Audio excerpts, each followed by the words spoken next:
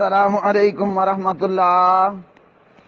پیارے بھائی مشتاق فرام ہندوستان، آپ نے مفتی عارف بن نور محمد بن غلام رسول صاحب کی یہ وائس بھیجی ہے، جواب بھیجا ہے، اور محترم فرما رہے ہیں حضرت مولانا ڈاکٹر شیخ عبد الباسط حافظہ اللہ مدرس مسجد نبوی صلی اللہ علیہ وسلم کا رد ان کے پاس آپ نے پہنچائی یا کہیں سے پہنچی؟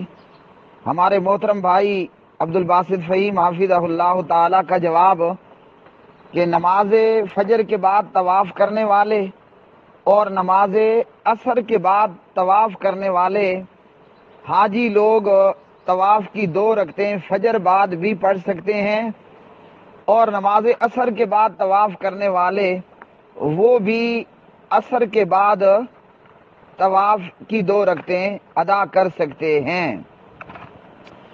اب اس پر مفتی عارف بن نور محمد صاحب نے جواب دیا، اور احناف کا جو مسلک ہے یا جو دلیل ہے وہ پیش فرمائی، اور کچھ باتیں بھی اس پر انہوں نے ارشاد فرمائی۔ وہ باتیں یہ ہیں کہ جناب اہل حدیث حضرات میں یہ کمی ہے، اور اہل حدیث تفریق پیدا کرتے ہیں، اور یہ منافقت ہے، اور یہ مسجد زرار کی مثال دی، اور کہا کہ اہل حدیث یہ بھی بتائیں کہ دیوبندی بریلویوں کا جو ہے وہ حدیث پر عمل ہے۔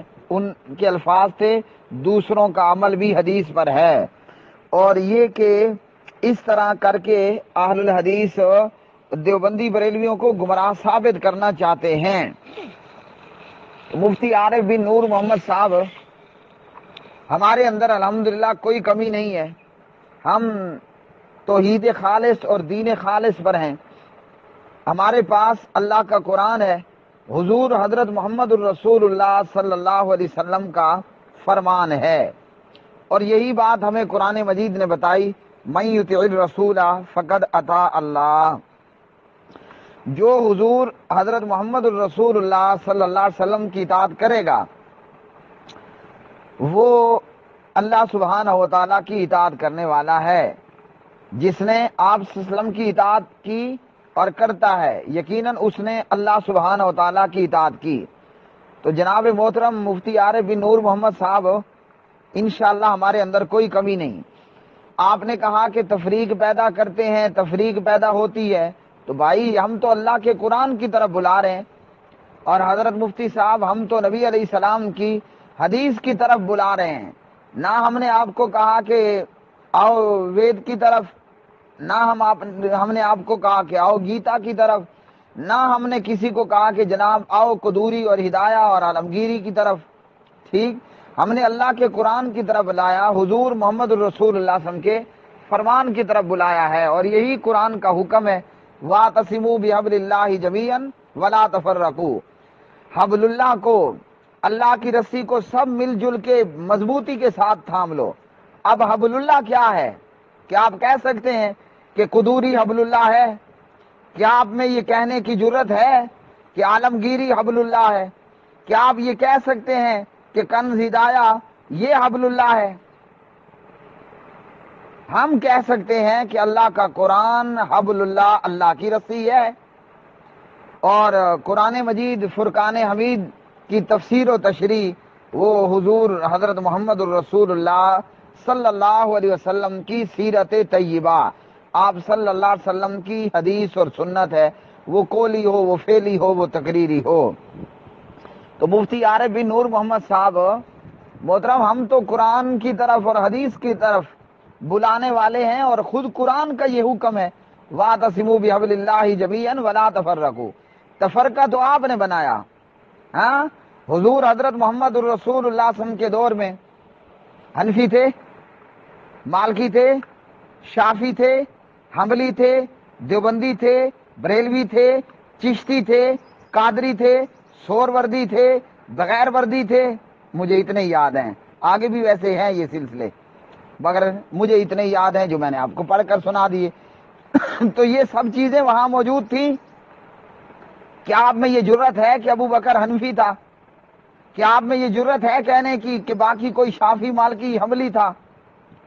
نہیں ہے نا جرت۔ وجہ یہ ہے کہ امام صاحب جب خود موجود نہیں تو حنفی کہاں سے آئیں گے؟ اور ائمہ اربعہ میں سب سے پہلے امام جناب حضرت نعمان بن ثابت امام ابو حنیفہ رحمۃ اللہ علیہ ہیں، جو پیدا ہو رہے ہیں، جن کا برتھ ڈے ہے اور جن کا برتھ سن آپ کہہ لیں 80 ہجری ہے۔ تو جب یہ تمام چیزیں نہیں تھی اور یہ چیزیں بنا دی گئیں، پھر ان میں پارٹیشن در پارٹیشن ہوتی رہی، ہاں پارٹیشن در پارٹیشن ہوتی رہی اور ہو رہی ہے، تو فرقہ تو آپ نے ڈالا اور آپ ڈالتے ہیں۔ ہم تو میرے بھائی وہی 1400 سال پہلے اولڈ اسلام لیے ہوئے ہیں، نایا نہیں۔ ہم تو 14 صدیوں پہلے والا وہی اولڈ اسلام لیے کھڑے ہیں۔ وَاعْتَصِمُوا بِحَبْلِ اللَّهِ جَمِيعًا وَلَا تَفَرَّقُوا۔ اچھا جی، آپ نے کہا کہ دوسروں کے متعلق بتاؤ کہ ان کا عمل بھی حدیث پر ہے۔ ہاں، ہم بالکل ببانگ دول بتاتے ہیں کہ مفتی عارف بن نور محمد اور اہل تقلید اور دیوبندیہ، بریلویہ، چشتیہ، قادریہ، سہروردیہ، بغیر وردیہ، ان لوگوں کا عمل بالحدیث نہیں ہے، ان کا عمل بالتقلید ہے۔ ہاں جی، یہ تو صرف دھوکہ ہے۔ وہ کیا کہتے ہیں، اونچی دکان میٹھا پکوان، یہی کہتے ہیں میرے خیال میں، ہاں اونچی دکان سوری پھیکا پکوان، اونچی دکان پھیکا پکوان۔ تو آپ کا تو وہی حال ہے، نام ابو حنیفہ رحمۃ اللہ علیہ کا تے کام کچھ اور۔ امام صاحب ابو حنیفہ رحمۃ اللہ علیہ نے تو فرمایا اذا صح الحدیث فهو مذهبی، اذا جاء الحدیث والرسول اللہ صلی اللہ علیہ وسلم فعلى الراس والعین اقد الجید۔ تو امام صاحب تو یہ فرما رہے ہیں آپ لوگوں کا معاملہ تو ہو بہو یہی ہے کہ اونچی دکان پھیکا پکوان۔ تو ہم پاگل ہیں کہ ہم کہیں کہ جناب آپ لوگوں کا عمل بالحدیث ہے، آپ لوگوں کا عمل بالتقلید ہے۔ ہاں جی، آپ کا عمل بالحدیث ہوتا تو آپ کوئی اس حدیث پر عمل پیرا ہوتے، ہم دیکھ لیتے۔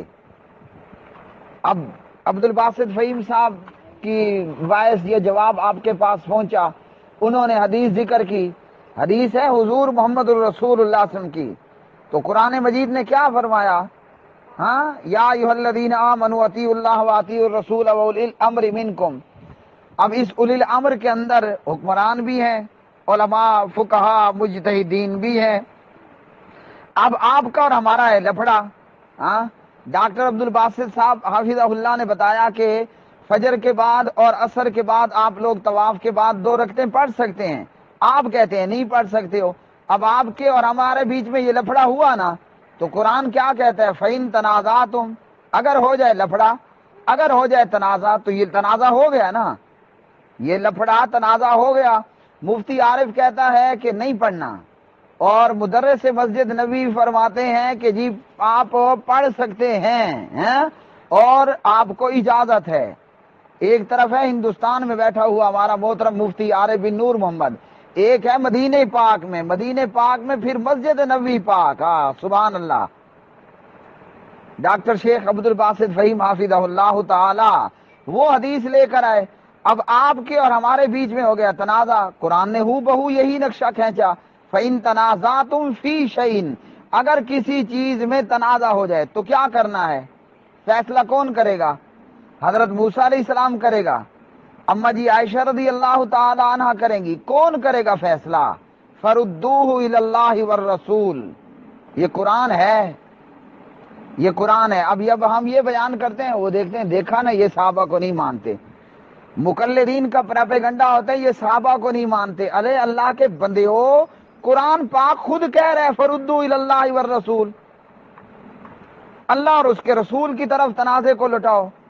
اچھا اگر ہم وہاں لے کر جائیں تو کیا ہوگا؟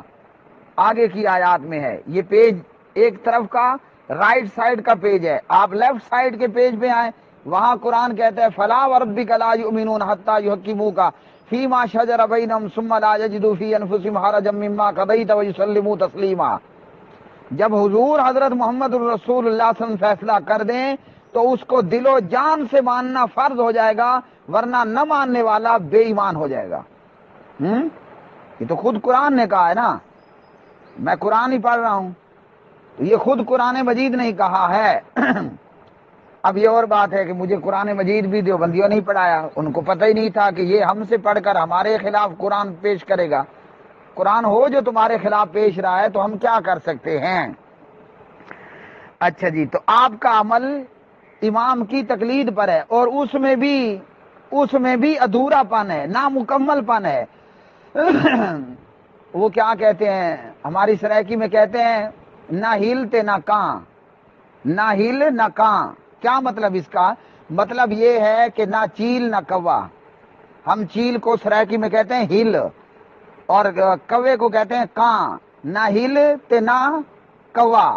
دیوبندی بریلویوں کا حال یہ ہے کہ نہ یہ محمدی ہیں نہ یہ حنفی ہیں۔ واہ بھائی واہ، نہ ادھر کے رہے نہ ادھر کے رہے، نہ صنم ملا نہ خدا ملا۔ ہاں، ایک جملہ اور بھی ہے، وہ میں پارلیمانی آداب کو خاطر لاتے ہوئے نہیں کہتا۔ تو آپ لوگوں کا حال یہی ہے دیوبندی بریلویوں کا، نہ ہل تے نہ کاں، نہ ہل تے نہ کاں، نہ چیل نہ کوا۔ ارے نہ تم حنفی ہوئے نہ تم محمدی ہوئے، کہاں گئے؟ اگر امام صاحب کی تقلید کرنی تھی تو عقائد میں بھی کر لیتے، مسائل میں بھی کر لیتے۔ اور مسائل کا حال بھی یہ ہے کہ جب دیکھا طبیعت کے خلاف مسئلہ آیا تو امام ابو حنیفہ کو چھوڑ کر ہاں جی امام شافعی رحمۃ اللہ علیہ کے پاس جا پہنچے، یعنی ان کی فقہ کی تقلید شروع کر دی، ان کے فقہ کے مسائل لینا شروع کر دیے۔ تو نہ ہل تے نہ کاں، نہ چیل نہ کوا۔ تو آپ لوگوں کا عمل بالحدیث نہیں ہے، عمل بالتقلید ہے، اور اس میں بھی آپ کی سچویشن، آپ کی صورتحال وہی ہے جو سرائکی میں ہے، نہ ہل تے نہ کاں۔ ویسے اردو میں نے بتا دیا، یاد رکھنا کہ نہ چیل نہ کوا، پتہ نہیں کیا چیز ہے یہ، نہ یہ محمدی ہے نہ یہ حنفی ہے۔ ہاں، یہی ہے اپنی خواہشات کے پیروکار، جہاں سے مرضی کا مسئلہ ملا وہاں سے لے لیا۔ مسائل میں بعض مسائل کے اندر امام ابو حنیفہ رحمۃ اللہ علیہ کی تقلید، تو بعد میں امام شافعی کی طرف جمپ لگا دیا، ان کی طرف جمپ لگا دیا، اور عقائد میں ماتریدی اور اشاعرہ بن گئے ہیں۔ حالانکہ ابو حنیفہ رحمۃ اللہ علیہ کا بڑا واضح عقیدہ وہ یہ شرح عقیدہ طحاویہ میں ابو مطیع البلخی نے امام ابو حنیفہ رحمۃ اللہ علیہ سے اللہ کے عرش اور استواء علی العرش متعلق پوچھا، تو ابو حنیفہ رحمۃ اللہ علیہ نے کہا کہ اللہ سبحانہ و تعالیٰ کا عرش 7 آسمانوں پر ہے، فوق 7 سماوات، اور اللہ تعالیٰ اپنے عرش پر مستوی ہے، اور جو عرش کو 7 آسمانوں پہ اور اللہ کو عرش پہ مستوی نہ مانے فقد کافر، اس نے کفر کیا۔ ہوا نہ وہی بات، نہ ہلتے نہ کاں۔ اچھا جی، اس لیے ہم یہی کہیں گے کہ آپ کا عمل بالحدیث نہیں ہے۔ آپ نے کہا کہ دوسروں کو گمراہ ثابت کرنا چاہتے ہیں، یعنی دیوبندی بریلویوں کو، بھئی ہم کیا ثابت کریں گے، آلریڈی آپ لوگ ہیں ہی گمراہ۔ میں نے بتا دیا نا، نہ ہلتے نہ کاں، تو آپ تو ہیں ہی گمراہ۔ ہم ثابت کیا کرنا چاہیں؟ وہ کالے کو کون کالا کہے گا جب ہے ہی وہ کالا؟ تو ہمیں ثابت کرنے کی ضرورت ہی کیا ہے؟ مفتی عارف بن نور محمد بن غلام رسول، ہمیں گمراہ ثابت کرنے کی کیا ضرورت ہے جب آپ آلریڈی ہیں ہی گمراہ؟ کالے کو کالا ثابت کرنے کے لیے ہم کیا زور لگائیں گے؟ وہ جب ہے ہی کالا، جب آپ لوگ ہیں ہی گمراہ، تو ہم کہاں سے ثابت کرنے کے لیے زور لگائیں؟ سننے والے بڑے آسانی سے سنیں اور سمجھ جائیں گے۔ اب آپ کی گمراہیت بالکل روز روشن کی طرح آیا ہے، ہمیں اس پر زور لگانے کی ضرورت ہی نہیں ہے کہ ہم آپ کو ثابت کرنا چاہیں۔ اب بھئی آپ آلریڈی ہے ہی، ہو ہی گمراہ۔ اب آتے ہیں مسئلے کی طرف۔ اچھا جی، آپ نے کہا کہ شیخ عبد الباسط فہیم حافظہ اللہ تعالی نے کہا کہ فجر کے بعد اور عصر کے بعد طواف کرنے والا 2 رکعتیں پڑھ سکتا ہے، یہ جتنے طواف کرے گا اتنی رکعتیں وہ پڑھنا چاہے پڑھ سکتا ہے، وغیرہ ذالک۔ تو عبد الباسط فہیم رحمۃ اللہ علیہ حافظہ اللہ تعالی وہ کیا لے کر آئے؟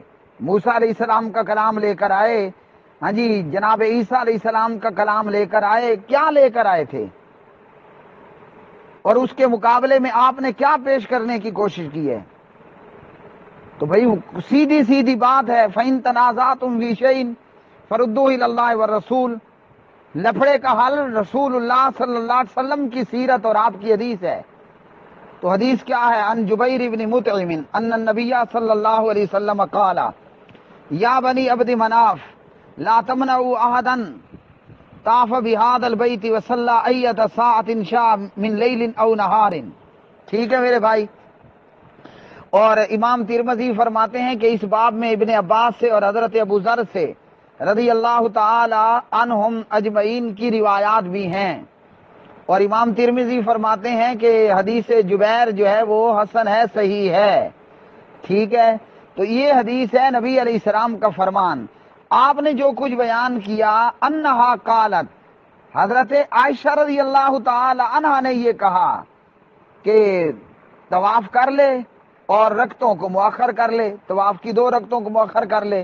تو بھائی قرآن نے تو ہمیں سیدھی بات بتائی تھی، تنازع ہو گیا، فیصلہ محمد بن عبداللہ بن عبد المطلب بن عبد مناف بن قصی بن کلاب جناب محمد الرسول اللہ صلی اللہ علیہ وسلم فرمائیں گے.